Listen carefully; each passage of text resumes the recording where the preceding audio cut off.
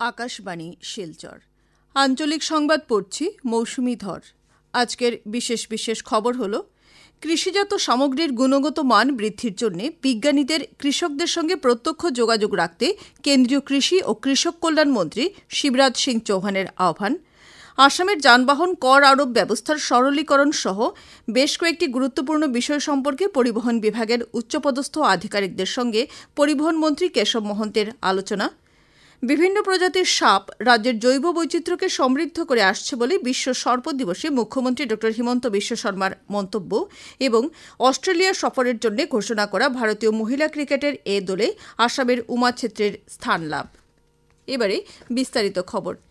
দেশে কৃষিজাত সামগ্রীর গুণগত মান বৃদ্ধি করার জন্য বৈজ্ঞানিকদের কৃষকদের সঙ্গে সরাসরি যোগাযোগ রক্ষা করা প্রয়োজন বলে কেন্দ্রীয় কৃষি ও কৃষক কল্যাণ মন্ত্রী শিবরাজ সিং চৌহান মন্তব্য করেছেন। আজ নতুন দিল্লিতে ভারতীয় কৃষি গবেষণা পরিষদের ৯৬তম প্রতিষ্ঠা দিবস উপলক্ষে আয়োজিত উদ্বোধনী অনুষ্ঠানে অংশগ্রহণ করে তিনি একথা বলেন।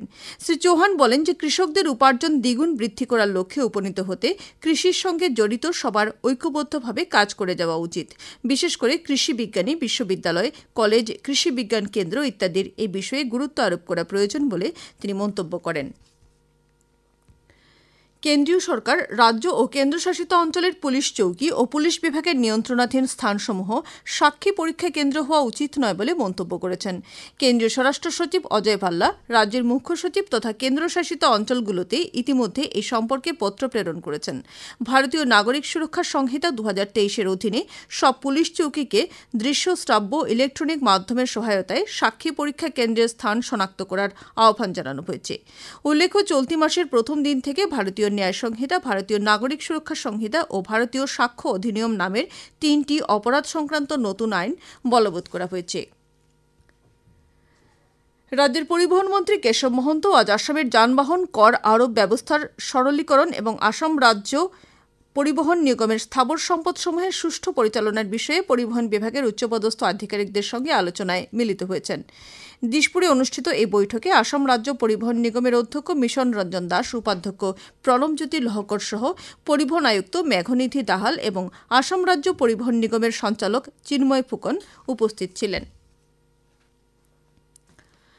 রাজ্যের গৃহ নির্মাণ ও শহর পরিক্রমা বিভাগের মন্ত্রী অশোক সিংহল আজ দিশপুর জনতা ভবনে এই বিভাগের বিভিন্ন শাখার উচ্চপদস্থ আধিকারিকদের সঙ্গে বেশ কয়েকটি গুরুত্বপূর্ণ বৈঠকে মিলিত হয়ে রূপায়িত বিভিন্ন প্রকল্পের কাজকর্মের পর্যালোচনা করেছেন। মন্ত্রী শ্রী সিংহল পৌর প্রশাসনের সংস্কার, উদ্যান ও বাজার গৃহ নির্মাণ, স্বচ্ছ ভারত অভিযান ইত্যাদি বিভিন্ন বিষয়ে বেশ কয়েকটি গুরুত্বপূর্ণ আলোচনায় অংশগ্রহণ করেন। এদিকে শহর ও গ্রাম পরিকল্পনা সঞ্চালকালয়ের সঙ্গে হওয়া বৈঠকে গুয়াহাটি মহানগরীর কর্তৃত্বহীন নির্মাণ কাজগুলোর এককালীন নিয়মিতকরণের সাম্প্রতিক অবস্থানের বিষয়ে পর্যালোচনা করা হয়। শহরাঞ্চলের স্বচ্ছ মিশনের অধীনে রূপায়িত সম্পূর্ণ আবর্জনা ব্যবস্থাপনা এবং ব্যবহৃত জলের ব্যবস্থাপনার কাজকর্মের বর্তমান অবস্থান ইত্যাদি বিষয়েও বৈঠকে আলোচনা হয়েছে। রাজ্যের সামগ্রিক বন্যা পরিস্থিতি ক্রমশ উন্নত হচ্ছে। বিভিন্ন নদীর জলস্তর ক্রমশ হ্রাস পাচ্ছে। তবে এখনও ১৭টি জেলার ১,১০০-রও বেশি গ্রামের বিস্তীর্ণ অঞ্চল বন্যার কবলে রয়েছে। রাজ্যের ৫ লক্ষেরও বেশি লোক বন্যায় ক্ষতিগ্রস্ত হয়েছেন। বিগত ২৪ ঘণ্টায় বন্যার ফলে ৩ জনের মৃত্যু হওয়ায় সাম্প্রতিক বন্যায় রাজ্যে মৃতের সংখ্যা বেড়ে ৯৬ হয়েছে। এদিকে নদীগুলোর জল কমতে থাকায় বিভিন্ন স্থানের লোকেরা আশ্রয় শিবির থেকে নিজেদের বাসগৃহে ফিরে যাচ্ছেন। বন্যা পরবর্তীতে বিভিন্ন রোগ সংক্রমণের আশঙ্কায় রাজ্যের স্বাস্থ্য বিভাগ ও জনস্বাস্থ্য কারিগরি বিভাগের পক্ষ থেকে পানীয় জল বিশুদ্ধকরণের জন্য ওষুধ তথা বিশুদ্ধ পানীয় জল, ORS ইত্যাদি বিতরণ করা হচ্ছে। এদিকে ভারতীয় আবহাওয়া বিজ্ঞান কেন্দ্রের পূর্বাভাস অনুযায়ী আসাম সহ দেশের ১৯টি রাজ্যে আজ থেকে আগামী ৪ দিন পর্যন্ত ধারাবাহিক বৃষ্টিপাতের সম্ভাবনার কথা বলা হয়েছে। সরকারি রেল পুলিশ আজ গুয়াহাটি রেল স্টেশনে ৫ জন বাংলাদেশি নাগরিককে আটক করেছে। গুয়াহাটি রেল স্টেশনে বেঙ্গালুরু অভিমুখী ট্রেনে ওঠার সময় রেল পুলিশ এই লোকেদের আটক করে। রেল পুলিশ সূত্রে জানানো হয়েছে যে ধৃত ব্যক্তিরা বাংলাদেশ থেকে ত্রিপুরা হয়ে আসামে প্রবেশ করেছে। এদিকে সরকারি রেল পুলিশ এবং রেল সুরক্ষা বাহিনী আজ যৌথভাবে অভিযান চালিয়ে গুয়াহাটি রেল স্টেশনে ১৬০ বস্তা সুপারি বাজেয়াপ্ত করেছে। কামরূপ এক্সপ্রেস ট্রেন থেকে এই সুপারির বস্তাগুলো বাজেয়াপ্ত করা হয়েছে। পাচারকারী চক্রটি সুপারিগুলো ডিমাপুর থেকে কামরূপ এক্সপ্রেসে করে কলকাতা নিয়ে যাওয়ার অপচেষ্টা চালিয়েছিল বলে রেল পুলিশ জানিয়েছে। আকাশবাণী শিলচর কেন্দ্রের আঞ্চলিক সংবাদ এখন থেকে আমাদের ইউটিউব চ্যানেল এআইআর নিউজ শিলচরের মাধ্যমেও শোনা যাচ্ছে। এছাড়া আমাদের Facebook page all India radio news শিলচরের মাধ্যমেও এই সংবাদ শোনা যাবে। খবর শুনছেন আকাশবাণী শিলচর কেন্দ্র থেকে। আজ বিশ্ব সর্প দিবস। সাপের বিভিন্ন প্রজাতির সংরক্ষণের দ্বারা জৈব বৈচিত্র্য সংরক্ষণের প্রতি সচেতনতা সৃষ্টির লক্ষ্যে এই দিবস পালন করা হয়। এই উপলক্ষে দেওয়া এক বার্তায় মুখ্যমন্ত্রী ড. হিমন্ত বিশ্ব শর্মা বলেছেন যে বিভিন্ন প্রজাতির সাপ রাজ্যের জৈব বৈচিত্র্যকে সমৃদ্ধ করে আসছে এবং পরিবেশের ভারসাম্য রক্ষায় গুরুত্বপূর্ণ ভূমিকা পালন করে আসছে। রাজ্য সরকার এবং পরিবেশ সংরক্ষণ কর্মীরা এ ধরনের বিচিত্র প্রজাতির সাপের বিচরণ স্থলসমূহ শনাক্ত করে সেই সব স্থানকে সুরক্ষিত করার জন্য প্রচেষ্টা অব্যাহত রেখেছেন বলে মুখ্যমন্ত্রী জানিয়েছেন। সাপের প্রতি থাকা মানুষের অহেতুক ভীতির পরিপ্রেক্ষিতে সাধারণত মানুষের সঙ্গে সাপের সংঘাত পরিলক্ষিত হয়। এই সংঘাতের ফলে সর্পদংশনে বহু লোককে প্রাণও হারাতে হয়। সর্পদংশনের ফলে প্রাণহানি রোধ করা সহ বিষয়টি সম্পর্কে সচেতনতা সৃষ্টির জন্য আজকের দিবসের সঙ্গে সঙ্গতি রেখে বিভিন্ন কার্যসূচি গ্রহণ করা হয়েছে। উল্লেখ্য, বিশ্বে ৩,৫০০-রও বেশি প্রজাতির সাপ থাকার তথ্য পাওয়া যায়। এর মধ্যে ৬০০ রকম বিষাক্ত প্রজাতির সাপ রয়েছে। এদিকে বিশ্ব সর্প দিবসের সঙ্গে সঙ্গতি রেখে আজ রাজ্যের কোনো কোনো স্থানে সচেতনতা কার্যসূচি গ্রহণ করা হয়। আসামের উমা ছেত্রী অস্ট্রেলিয়া সফরের জন্য ঘোষণা করা ভারতীয় মহিলা ক্রিকেট এ দলে স্থান লাভ করেছে। ভারতের মহিলা দলটি অস্ট্রেলিয়ায় ঘরোয়া এ দলের বিরুদ্ধে 2টি টি-20, 3টি একদিবসীয় এবং 1টি টেস্ট ম্যাচ খেলবে। 3টি ফরম্যাটের জন্য ঘোষণা করা দলটিতে প্রথম পছন্দের উইকেট রক্ষক ব্যাটার হিসেবে উমা ছেত্রী স্থান লাভ করেছে। এই শৃঙ্খলার প্রথম টি-20 ম্যাচ আগামী 7 আগস্ট ব্রিসবেনে অনুষ্ঠিত হবে। কাছাড় সংমণ্ডল কৃষি বিভাগের পক্ষ থেকে এক বিজ্ঞপ্তিতে জানানো হয়েছে যে রাজ্য সরকারের কৃষি বিভাগের পক্ষ থেকে 10টি কৃষি যন্ত্রপাতি সরকারি রেহাই মূল্যে প্রদান করা হবে। ইচ্ছুক কৃষকদের নির্দিষ্ট প্রপত্র পূরণ করে আগামী 31শে জুলাইয়ের মধ্যে জেলা কৃষি বিভাগের কার্যবাহী বাস্তুকারের কার্যালয়ে আবেদন করতে বলা হয়েছে।